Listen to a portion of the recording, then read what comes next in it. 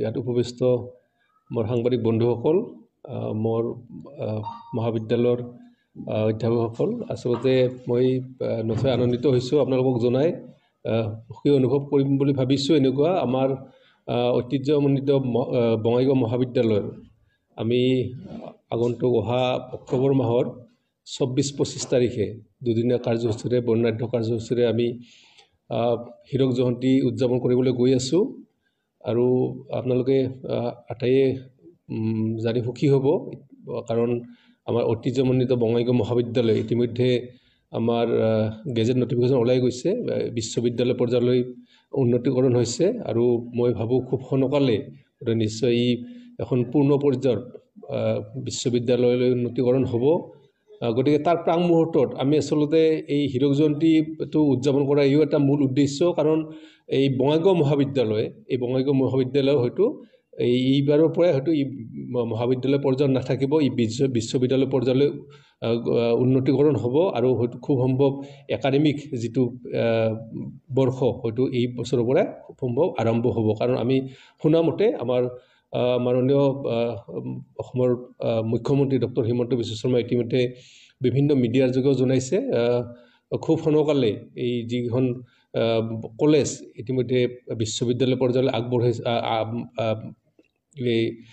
উন্নতিকৰণ কৰিছে, সেই বিশ্ববিদ্যালয়খনত খুব সোনকালে উপাচাৰ্য নিয়োগ কৰিব বুলি আমি ইতিমধ্যে বিভিন্ন মিডিয়া যোগে গম পাইছোঁ। গতিকে আমি এই যে হীৰক জয়ন্তীটো উদযাপন কৰা সেই এটা উদ্দেশ্য, কাৰণ আমি বঙাইগাঁওবাসীয়ে আমি আৰু এই বঙাইগাঁও কলেজ হিচাপে হয়তো নাপাম, আমি বিশ্ববিদ্যালয় পৰ্যায়ত পাম। গতিকে আমি যাতে এই যিটো হীৰক জয়ন্তী আমি ডায়মণ্ড জুবলিটো আমি যাতে উলহ মালহেৰে পাতিব পাৰোঁ, তাৰ কাৰণে এটা আমি পদক্ষেপ হাতত লৈছোঁ। আৰু এই হীৰক জয়ন্তীত যাতে বঙাইগাঁওবাসী সকলো লোকে যাতে আহি আমাক সহায় সহযোগ কৰে, যোগদান কৰে, মই এই বিভিন্ন চেনেলৰ মাধ্যমেদি আপোনালোকক আটাইকে মই অনুৰোধ কৰিছোঁ।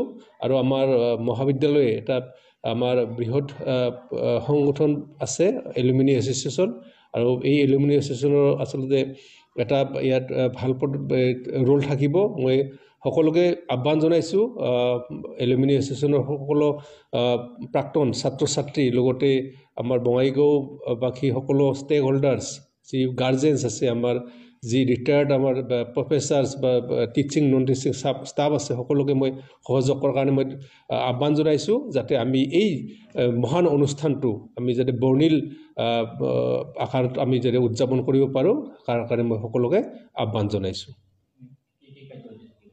ইতিমধ্যে মই জনাবলৈ সুখী হৈছোঁ, আমি এই যি হীৰক জয়ন্তী আমি উদযাপন কৰিম, তাৰ কাৰণে আমি যোৱা 9 ফেব্ৰুৱাৰীত আমি এখন পাব্লিক মিটিং আহ্বান কৰিছিলোঁ কলেজৰ তৰফৰ পৰা। আমি যথেষ্ট সঁহাৰিও লাভ কৰিছোঁ। আৰু সেই মিটিঙতে আমি এই যি আগন্তুক যি আমি হীৰক জয়ন্তী উদযাপন কৰিম, সেই হীৰক জয়ন্তী উপলক্ষে আমি বিভিন্ন সমিতি ইতিমধ্যে আমি গঠন কৰি লৈছোঁ। আৰু পৰৱৰ্তী পৰ্যায়ত হয়তো খুব কম সময়তে আমি এখন কাৰ্যকৰী সমিতি আহ্বান কৰিম, তাত সকলোৰে মই উপস্থিতি কামনা কৰিছোঁ। আটাইলৈকে নমস্কাৰ জনাইছোঁ সাংবাদিক বন্ধুসকল, আৰু ইয়াত উপস্থিত থকা সমূহ কৰ্মকৰ্তাকে এই চেগতে মই অভিনন্দন জনাইছোঁ। আচলতে ইতিমধ্যে কথাখিনি উল্লেখ কৰা হৈছে।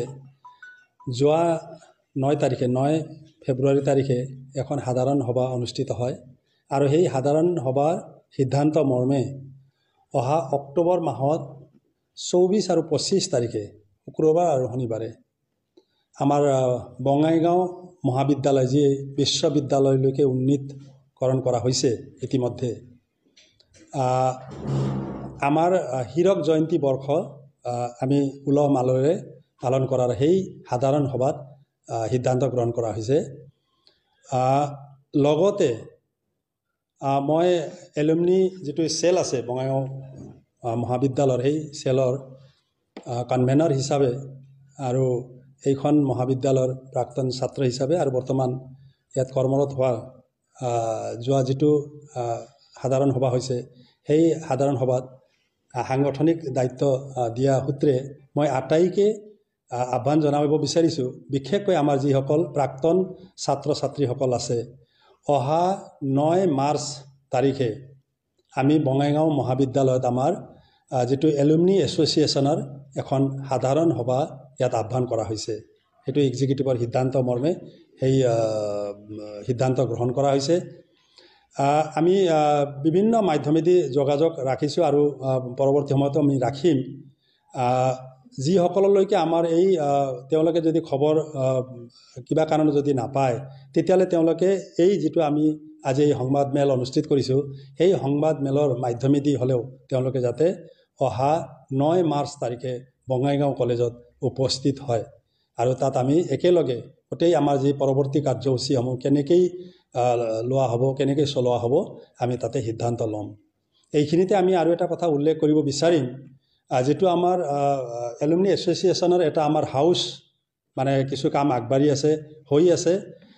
আমি আশা ৰাখিম অহা আমাৰ হীৰক জয়ন্তী যেতিয়া মানে ইয়াত উদযাপন হ'ব, তেতিয়া আমাৰ যিটো এলুমনি হাউচখন এটা পূৰ্ণাংগ এটা ৰূপ হয় মানে হ'ব বুলি আমি আশাবাদী।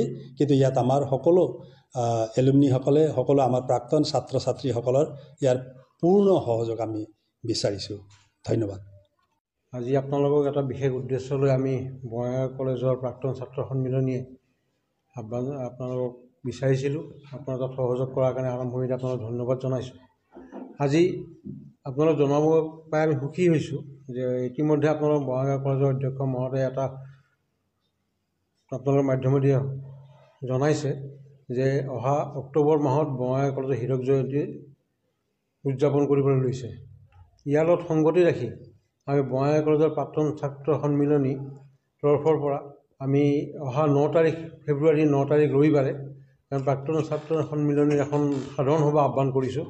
গতিকে অসমৰ বিভিন্ন প্ৰান্তত থকা, ক্ষমা কৰিব, এইটো মাৰ্চৰ 9 তাৰিখ, অসমৰ বিভিন্ন প্ৰান্তত থকা আমাৰ প্ৰাক্তন ছাত্ৰসকলক আপোনালোকৰ মাধ্যমেদি ইয়াত যোগদান কৰাৰ কাৰণে আমি অনুৰোধ জনাইছোঁ।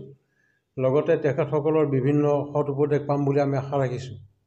ইয়াৰ লগতে আমি এটা সংগতি ৰাখি আমাৰ প্ৰাক্তন ছাত্ৰ সন্মিলনী এটা অফিচ বা ঘৰ আমি ইয়াত কিছু কাম আমি আগুৱাইছোঁ আৰু সেই বিষয়েও তেওঁলোকৰ লগত সবিশেষ বা বিশেষভাৱে আমি আলোচনা কৰাৰ কাৰণে আগবাঢ়িছোঁ।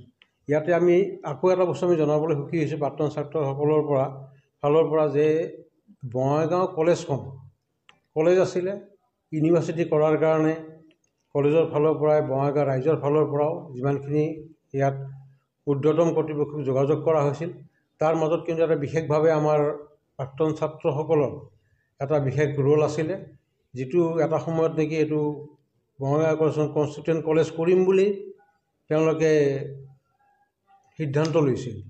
এই সিদ্ধান্তক আমি প্ৰতিৰোধ কৰি পেলাই বা তেওঁলোকৰ এই সিদ্ধান্ত উফৰাই পেলাই আমি ইউনিভাৰ্চিটি কৰাৰ কাৰণে অসমৰ মাননীয় মন্ত্ৰী ৰঞ্জিত দাস ডাঙৰীয়াৰ সহযোগত আৰু আমাৰ বিধায়কৰ তেতিয়া কিছু সহযোগ আছিল, আমাৰ ফণীভূষণ চৌধুৰী ডাঙৰীয়া তেতিয়াৰ বিধায়ক, বৰ্তমানৰ MP, গতিকে তেওঁলোকৰ সহযোগত আজি আমি বঙাইগাঁওবাসীয়ে কলেজখন বঙাইগাঁও বিশ্ববিদ্যালয়লৈকে আমি উন্নতিকৰণ কৰাৰ কাৰণে যি প্ৰচেষ্টা, তাত আমি সহযোগ পাইছিলোঁ তেখেতসকলৰ। গতিকে আজি আমি সুখী যে বঙাইগাঁও কলেজখন বা বঙাইগাঁও মহাবিদ্যালয় বঙাইগাঁও বিশ্ববিদ্যালয়লৈকে উন্নতিকৰণ হ'ল।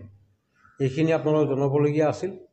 গতিকে আপোনালোক আজি সহযোগ কৰাৰ কাৰণে বহুত ধন্যবাদ জনাইছোঁ। ধন্যবাদ।